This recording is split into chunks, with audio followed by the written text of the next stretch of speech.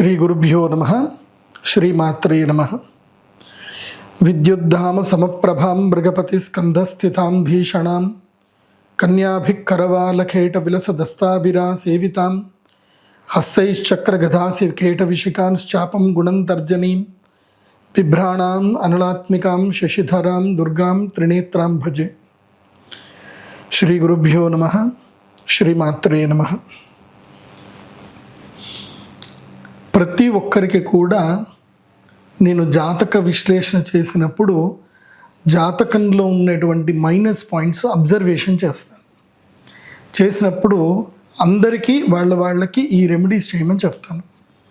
నా ప్రత్యేకత ఏమిటంటే నేను ఎవరి జాతకం చెప్పినా కానీ మొట్టమొదటిగా వాళ్లకు సంబంధించినటువంటి వివరణ మొత్తం కూడా చెప్తాను. వాళ్ళని ఏ ప్రశ్న అడగొద్దని చెప్తాను జాతకం చెప్పేటప్పుడు. కేవలం వాళ్ళ date of birth, time, place, వాళ్ళ ఫోటో పంపిస్తారు అంతే. వాళ్ళ సాముద్రిక లక్షణాలు, తర్వాత వాళ్ళ యొక్క జాతకం చూసి వాళ్ళతో నేను మొదలు ఒక 5 నిమిషాలు వాళ్ళ గురించి చాలా వివరాలు చెప్తాను. ఇవన్నీ కరెక్టేనా అని అడుగుతాను. ఎస్ గురూజీ కరెక్టే అని అంటే నేను జాతకం ముందు చెప్తాను. వాళ్ళు కరెక్టే లేదు అన్నారు అనుకోండి, వాళ్ళ ఫీజు వాళ్ళకి ఇచ్చేస్తాము, ఇంకా అక్కడితో క్లోజ్. కానీ ఇప్పటి వరకు నేను ఎవరికి కూడా ఫీజు వాపస్ ఇచ్చింది లేదు. జాతకం ఇన్కరెక్ట్గా వచ్చింది ఒక్కసారి కూడా జరగలేదు. నాకు వాళ్ళ జాతకంలో ఇంకా యోగ్యత లేదు, యోగాలు లేవు అన్నప్పుడు వాళ్ళకి నేను ఫీజు రిటర్న్ ఇచ్చిన సందర్భాలు ఉన్నాయి తప్ప ఎక్కడ కూడా తప్పు చెప్పిన సందర్భాలు లేవు.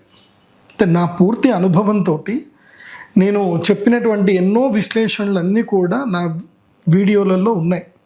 సో సబ్స్క్రైబర్స్ అందరికి దాదాపు 5,42,000 మంది సబ్స్క్రైబర్లు అయ్యారు ఈ రోజుకి. సో సబ్స్క్రైబర్లు అందరికి కూడా ఎంతో థ్యాంక్స్. నాకు సపోర్ట్ చేస్తున్నారు. ఎన్నో విజ్ఞానపరమైనటువంటి విషయాలన్నీ కూడా మీరు తెలుసుకుంటున్నారు. ఈ మధ్య నాకు కూడా మనసులో అనిపిస్తూ ఉంది, ఏముంది కంటెంట్ తక్కువ, ఎక్కువ కమర్షియల్ థింగ్స్ ఎక్కువ ఉన్నాయని నాకు కూడా అనిపిస్తుంది. అంటే నేను కూడా ఒక కామన్ మ్యాన్ లాగా చూస్తే నాకు కూడా అనిపిస్తుంది. బట్ నేను యాజ్ ఎ ఆస్ట్రాలజర్గా థింక్ చేస్తే మాత్రం ఇవి కమర్షియల్ థింగ్స్ అయితే కావు. ఇవి నిజంగా మీ అందరికీ హెల్ప్ చేస్తున్న కంటెంట్ నేను చేస్తున్నవి. ఎందుకోసమంటే నేను నా వీడియోలో ఎక్కువగా శాతము రెమెడీసే వస్తున్నాయి. గ్రహణాలు, ఆశ్లేష బలి, లేదంటే ధనత్రయోదశి, వసంత పంచమి, అక్షయ తృతీయ, ఇవే ఎక్కువగా ప్రమోషన్ వీడియోస్ వస్తున్నాయి. ఇవి మీరు అందరూ ప్రమోషన్ అనుకుంటున్నారు, నేను ఇది ఆపర్చునిటీ అనుకుంటున్నాను. ఎందుకోసము అంటే ఇది బాగా గుర్తుపెట్టుకోండి. నేను జాతక విశ్లేషణలో అబ్జర్వేషన్ చేసింది ఏంటంటే, ఎవరెవరి జాతకంలో సూర్యుడు రాహువుతో కలిసి ఉన్న, సూర్యుడు కేతువుతో కలిసి ఉన్న, అలాగే చంద్రుడు రాహువుతో కలిసి ఉన్న, చంద్రుడు కేతువుతో కలిసి ఉన్న వాళ్ళ జీవితము లోపల చాలా అరిష్టాలు ఉన్నాయి. వాళ్ళు అదృష్టానికి చాలా దూరంగా బతుకుతున్నారు. వాళ్ళు చెప్పే సలహాలు అందరూ వింటారు, వాళ్ళు బాగుపడతారు కానీ వీళ్ళు బాగుపడరు. వీళ్ళకన్నీ 6th సెన్స్లో వస్తాయి, మైండ్లో రిమైండ్ అవుతుంది. పలానా పని చేస్తే లాభం వస్తుంది అని రిమైండ్ అవుతాయి, అన్నీ అవుతాయి. కానీ ఏ పని కూడా చెయ్యరు. ప్రతి ఒక్క ఆపర్చునిటీ చెయ్యి వరకు వస్తుంది, చెయ్యి దాకా వస్తుంది, నోటి దాకా రాదు. చేతికి వచ్చిన కూడు నోటి దగ్గరికి వచ్చేసరికి కింద పడిపోతుంది. వాళ్ళకి ప్రతి ఒక్క అవకాశం కూడా ఆటంకాలతోటే ఉంటుంది వాళ్ళ జీవితం లోపల. ఎందుకు అనేది నేను అబ్జర్వేషన్ చేస్తే, గ్రహాలలో మిగతా అన్ని గ్రహాలు పక్కన పెడితే ప్రధానంగా రాహువు, కేతువు, ఈ 2 గ్రహాలు సూర్య చంద్రులతోటి కలిసి ఉంటే వాళ్ళకి గ్రహణ వేధ అనేటువంటిది అంటుతుంది. కన్ఫామ్గా గ్రహణ వేధం ఉంటుంది. నేను ఎందుకు ఇంత స్పెసిఫిక్గా గ్రహణం టైంలో రెమెడీస్ చేపిస్తున్నాను అనంటే, ఇది మీకు ఒక ఆపర్చునిటీ, ఒక అవకాశం. ఇది ఏదో నా పర్సనల్ లైఫ్ కోసమని ఎట్టి పరిస్థితుల్లో అనుకోకండి.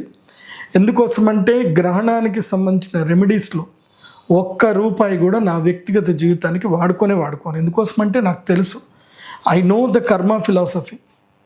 మనం ఏదైనా ఒక కర్మ గురించి, అంటే ఇప్పుడు ఈ యొక్క కలియుగములో మీ యొక్క కర్మ ఫలితం అంతా కూడా దీనితోటే వస్తుంది. మీ యొక్క స్వార్జితము, కష్టార్జితంతో వస్తుంది. నేను మీ అందరికీ సహాయం చేసే ఉద్దేశంతో గ్రహణ సమయం లోపల గ్రహణ వేద ఉన్నటువంటి వాళ్ళకు మాత్రమే రెమెడీస్ ఇస్తున్నాను. చాలామంది ఫోన్ చేస్తారు, గ్రహణం బుక్ చేసుకుంటారు. గ్రహణ వేద లేకపోతే రావద్దని చెప్పిస్తాను వాళ్ళకి. గ్రహణ వేద ఉంటేనే రమ్మని చెప్తాను. కాబట్టి గ్రహణ వేద అంటే ఏంటిదో బాగా అర్థం చేసుకోండి. ఇప్పుడు మీ జాతకంలో గ్రహణ వేద ఉందా లేదా అని తెలుసుకోవాలంటే వెరీ సింపుల్. ఇప్పుడు జెమినీ ఏఐ ఉంది. మీరు పుట్టిన date of birth, time, place చెప్పండి జెమినీ ఏకి.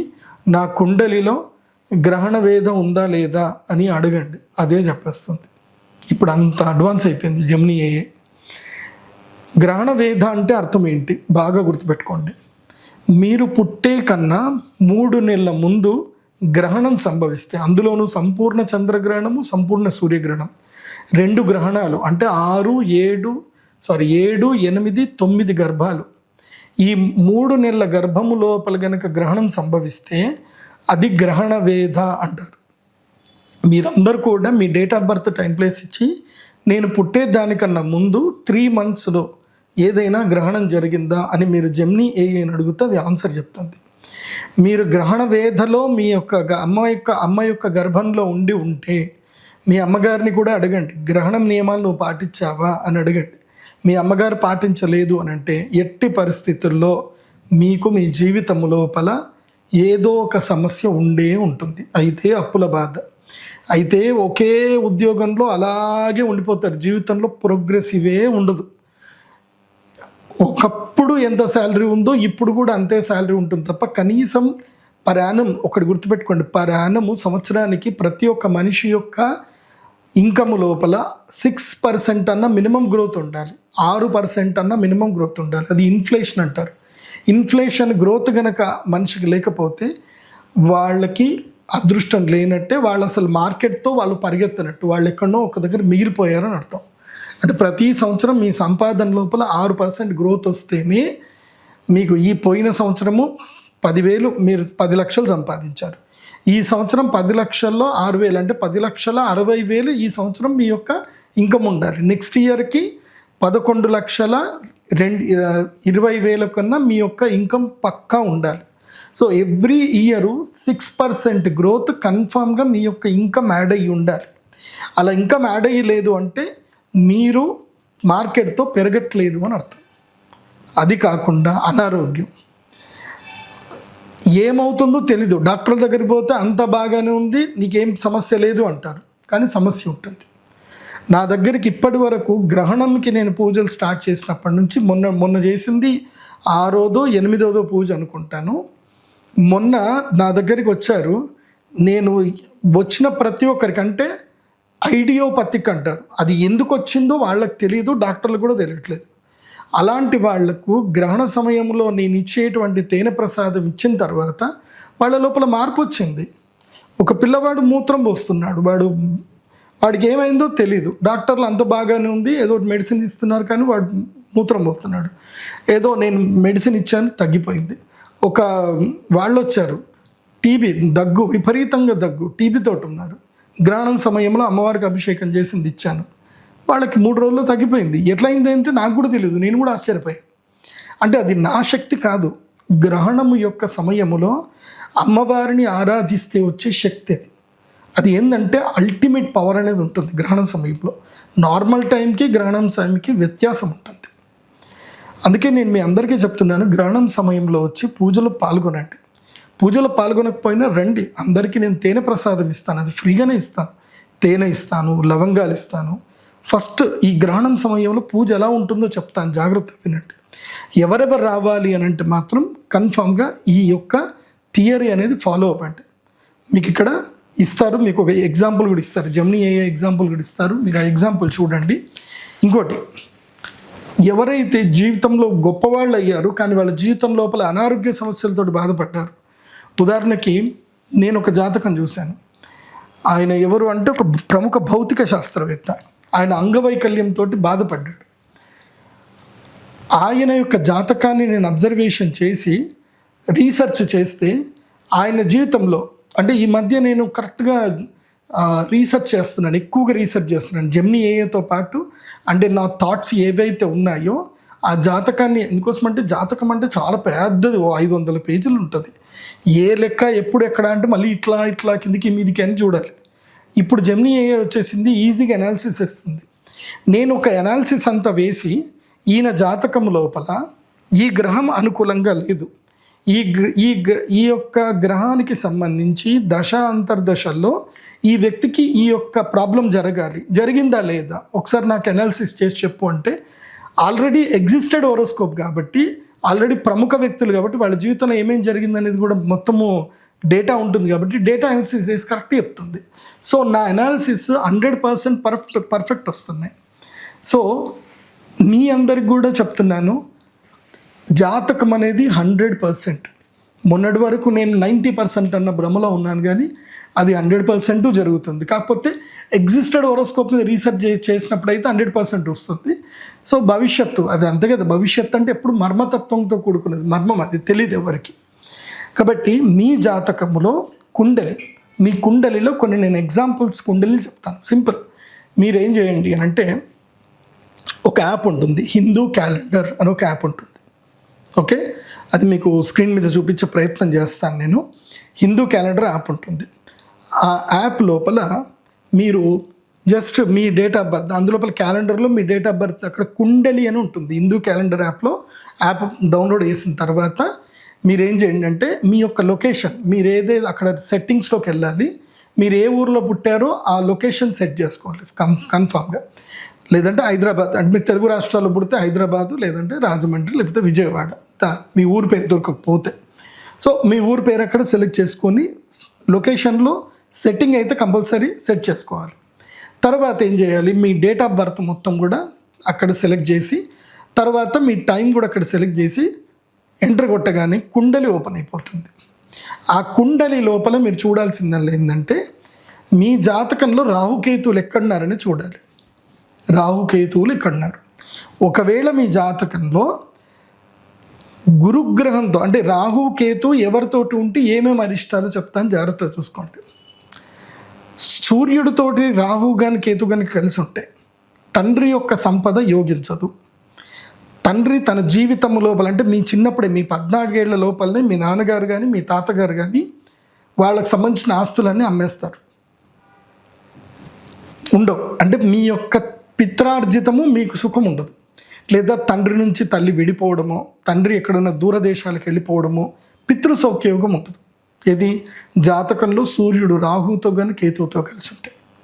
లేదంటే తండ్రికి పెద్ద సంపాదన ఉండదు, ఆయన జీవితాంతం కష్టపడతానే ఉంటాడు, ఆయన వల్ల మీకు ఏ ప్రయోజనం జరగదు. ఇదొకటి. ఇది నేను చెప్పిన వాస్తవం అయితేనే మీ రెమెడీస్కి రండి, లేకపోతే రావద్దు. అది కూడా చెప్తున్నా. ఎందుకోసమంటే నేను ఏదైనా కరెక్ట్ అయితేనే రమ్మని చెప్తాను, లేకపోతే రావద్దని చెప్తాను. రెండవది, చంద్రుడు రాహుతో కలిసి ఉన్న కేతువుతో కలిసి ఉన్న ఎలా ఉంటుంది అని అంటే, మీకు తృప్తి అనేది ఉండదు. మీ జీవితం లోపల మీకు సుఖం అనేది దొరకదు. మీకు ఎంత చేసినా మీకు సుఖం దొరకదు. మీ దగ్గర డబ్బు ఉండొచ్చు, కానీ మీకు మానసిక పరిస్థితి బాగా ఉండదు. మీకు ప్రియమైన సఖి మీతోటి ఉండదు.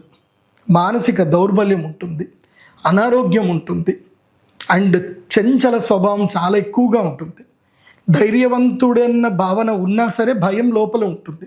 బయట ధైర్యవంతుడిగా నటిస్తారు, కానీ లోపల మాత్రం భయం ఉంటుంది.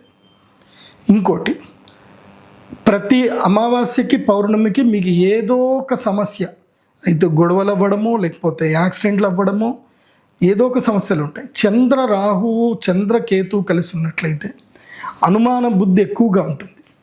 అన్నీ లేనిపోని అన్నీ ఆలోచిస్తారు. నిద్రపోయితే వీళ్ళకి సినిమా స్టార్ట్ అయిపోతుంది. చంద్రకేతు జాతకంలో ఎవరికైతే కలిసి ఉంటుందో వాళ్ళకి నిద్రపోతే ఒక సినిమా ఉంటుంది.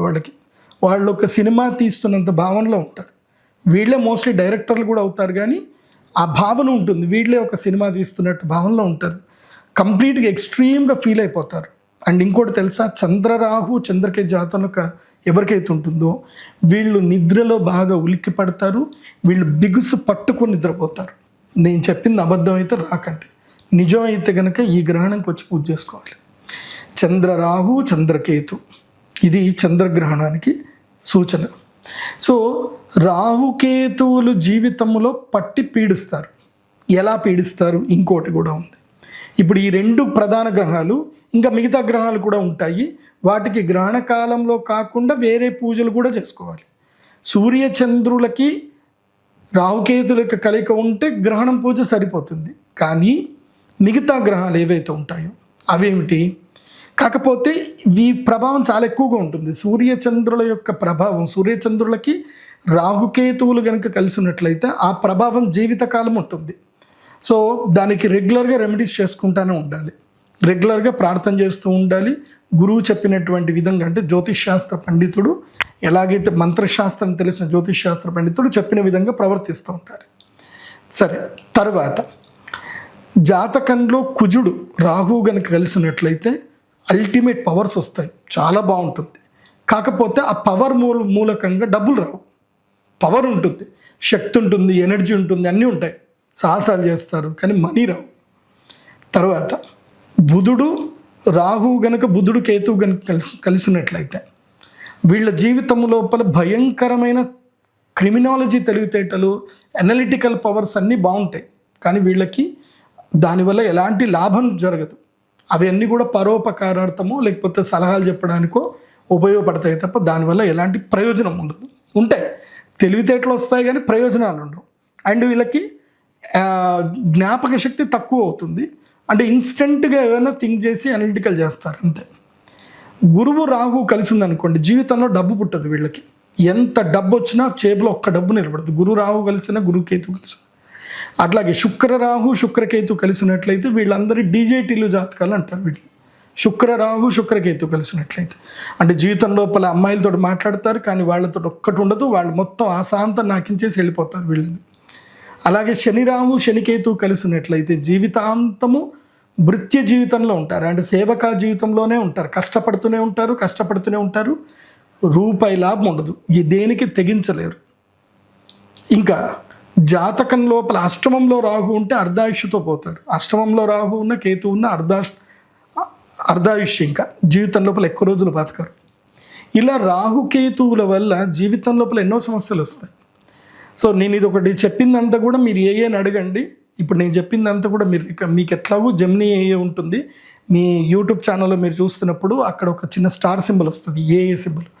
దాన్ని క్లిక్ చేసి దీనికి సంబంధించిన అనాలిసిస్ చెప్పండి, అది మొత్తం చెప్తుంది. తెలుగులో చెప్పమంటే తెలుగులో కూడా అనాలిసిస్ చెప్తుంది. ప్రతి ఒక్క క్వశ్చన్కి అదే క్వశ్చన్స్ ఇస్తుంది. మీరు ఆన్సర్లన్నీ అడగండి, నేను చెప్పినవి కరెక్టా కాదో మీకు తెలుస్తుంది. నేను ఇప్పుడు చెప్పేదంతా కూడా 100% రీసెర్చ్ ఓరియంటెడే చెప్తున్నాను, ఏది కూడా నా యొక్క ప్రజ్ఞతోటి చెప్తున్నాను, బాగా గుర్తుపెట్టుకోండి. దీంట్లో మభ్యపెట్టేది ఏదీ లేదు, అబద్ధాలు ఏవీ లేవు, అవాస్తవాలు ఏవీ లేవు. ఇవన్నీ కూడా శాస్త్ర ప్రమాణపూర్వకంగానే ఉన్నాయి. ఇవన్నీ కూడా మీరు జెమినీ అయిన ఏదైనా సాంస్క్రిట్ స్టాండ్ దీనికి సంబంధించి పరాశర శాస్త్రంలో ఏం చెప్పారని అడిగినా అది చెప్పేస్తుంది. సో ఒక అల్టిమేట్ పవర్ ఇప్పుడు ఏఏ, అంటే అన్నీ తెలిసింది ఏఏని అడిగి నేను చెప్పిందా లేదా అడగండి. మీరు వేరెవరినో అడగాల్సిన అవసరం లేదు. అదే మీకు శ్లోకాలు కూడా చెప్తుంది. నేను చెప్పిన దాని అన్నింటికి కూడా పరాశర శాస్త్రం నుంచి, లేదా ఫలదీపికలో నుంచి, లేదంటే జాతక పారిజాతకంలో నుంచి, లేదంటే బృహజ్జాతకం అనే గ్రంథంలో ఈయన చెప్పిన దానికి బృహజ్జాతకంలో ఏమైనా లింక్ ఉందా అని అడిగితే అది కూడా చెప్పేస్తుంది. So that is the power of astrology. ఇది ఒకటి బాగా గుర్తుపెట్టుకోండి. సో ఎవరెవరు రావాలి చెప్పాను కదా, జాతకంలో ఏముంటే ఇంకొకటి ఇదొకటి. రెండవది ఏంటి, గ్రహణ వేద ఉంటుంది. గ్రహణ వేద అంటే మీ అమ్మగారి గర్భంలో ఉన్నప్పుడు ప్రధానంగా, ఎందుకోసమంటే సంవత్సరం అంతా గ్రహణాలు వస్తాయి, అట్లా కాదు. 7, 8, 9వ గర్భంలో ఉన్నప్పుడు మాత్రం, 9వ గర్భం అయితే వెరీ సీరియస్, చాలా డేంజర్. నేను 9వ గర్భంలో పుట్టిన 9వ గర్భంలో గర్భిణీ స్త్రీ అయ్యి ఉండి ఆ గర్భం అయిన వెంటనే ఎవరైతే పుట్టి ఉన్నారో వాళ్ళ జీవితాలు చూశాను, చాలా దారుణంగా ఉన్నాయి. వాళ్ళకి ఈ కంటికి సంబంధించిన వ్యాధులు రావడము, తర్వాత ఆప్తమాలిక నర్వ్కి సంబంధించిన ప్రాబ్లం రావడము, ఆటిజంలో పుట్టడము, ఇలా చాలా ఉన్నాయి. నా రీసెర్చ్ ఎక్కడ ఫెయిల్ అవ్వలే. మీరు కూడా రండి, మీరు ఆ సమస్య ఉంటే రండి, ప్రసాదం తీసుకోండి, మీ దగ్గర డబ్బులు లేకపోయినా పర్లేదు. చూడండి, నేను డబ్బులు అనేటివి ఏంటంటే మేము పూజ చేస్తున్నాం కాబట్టి, టెంపుల్కి వర్కులు చేస్తున్నాం కాబట్టి, డెవలప్మెంట్ వర్క్స్ అవుతున్నాయి కాబట్టి, దాని గురించి మేము ఖర్చులు చేస్తున్నాం కాబట్టి డబ్బులు పెడుతున్నాం. రిమైనింగ్ దేనికి కూడా కమర్షియల్ థింకింగ్ మా దగ్గర అయితే లేదు. మేము కమర్షియల్ థింక్ అనుకుంటే మీ యొక్క ఆలోచన విధానం అక్కడనే అని మీరు అక్కడనే ఆగిపోతారు. అండ్ థ్యాంక్స్, మీలాంటి వాళ్ళు మా దగ్గర రావద్దని కోరుకుంటా. ఎందుకోసమంటే అలాంటి బుద్ధి ఉన్నటువంటి వాళ్ళకి రాకపోవడమే నాకు మంచిది, సంతోషం. తర్వాత ఇప్పుడు అర్థమైంది కదా, గ్రహణవేద ఎవరెవరు రావాలి, గ్రహణవేద జాతకంలో ఏ గ్రహాలు ఎక్కడ ఉంటాయి. ఒకవేళ మీకు ఇది అర్థం అవ్వలేదు అనుకోండి, సింపుల్, మీకు ఒక పీడిఎఫ్ ఆర్డర్ చేసుకోండి. మన హోరోస్కోప్ పీడిఎఫ్లు ఆర్డర్లు మీరు చేసుకోవచ్చు మన వెబ్సైట్లోనే, pradeepjoshi.com వెబ్సైట్లో ఆర్డర్ చేయగానే పీడిఎఫ్ వస్తుంది. ఆ పీడిఎఫ్ హోరోస్కోప్లో ఆ కుండలి లోపల క్లియర్గా ఉంటుంది. లేదంటే ఆ పీడిఎఫ్ని మీరు జెమినీ ఏఐకి మీరు పీడిఎఫ్ అప్డేట్ చేసేసి నా జాతకంలో ప్రదీప్ జోషి గురూజీ చెప్పినట్టుగా ఏమన్నా గ్రహణ వేదలు ఉన్నాయా, నేను పుట్టింది ఈ టైంకి పుట్టాను దాన్ని అడగండి, అది కూడా చెప్పేస్తుంది. సో అన్నీ ఈజీ అయిపోయాయి, ఇప్పుడు ఏం టెన్షన్ అవసరం లేదు. సో ఇది తెలుసుకోండి. ఇప్పుడు గ్రహణం పూజ ఎలా చేస్తాను అని క్లియర్గా చెప్తున్నాను. ఇది గ్రహణం ఏమేమి ఇస్తాము, ఆ ఇచ్చిన రెమెడీ తోటి మీరు ఏమేం చేయాలి అన్ని విశ్లేషణ చెప్తాను, చూడండి. ఫస్ట్ గ్రహణ పూజ ఎలా ప్రారంభమవుతుంది. ఒకటి, గ్రహణ పూజకి మీరు వచ్చేటప్పుడు ఆన్లైన్లోనే అందరూ చక్కగా పేమెంట్ చేసుకోండి. ఎవరైనా సరే డౌట్ఫుల్గా ఉంటే మీరు అక్కడికి వచ్చినాక కూడా పేమెంట్ చేసేసుకోండి. గ్రహణ పూజ ప్రారంభం అయ్యేదానికన్నా ముందు ఒక 2 గంటల ముందు మీరు పీఠంలో ఉంటే మంచిది. అమ్మవారి దర్శనం చేసుకోవడము, ప్రదక్షిణ చేసుకోవడము, స్నానం చేసుకోవడము అన్నీ రెడీ అయిపోవచ్చు మీరు 2 గంటల ముందు. ఓకే. సో ఇప్పుడు 28వ తారీఖు ఆగస్టు 28 వచ్చే చంద్రగ్రహణానికి ఎర్లీ మార్నింగ్ 6 o'clockకి యాగం ప్రారంభం అయిపోతుంది. సో 6 to 12 మొత్తం 6 గంటల సేపు పూజా కార్యక్రమం ఉంటుంది. అభిషేకము, పూజా కార్యక్రమం మొత్తం ఉంటాయి కాబట్టి సో ఎర్లీ మార్నింగే రావడానికి ప్రయత్నం చేయండి. సో లేదంటే నిజామాబాద్లో హోటల్స్ ఉంటాయి, ముందుగానే బుక్ చేసుకోండి. అక్కడ నుంచి మీరు రెడీ అయిపోయి డైరెక్ట్గా మీరు పీఠానికి కూడా రావచ్చు.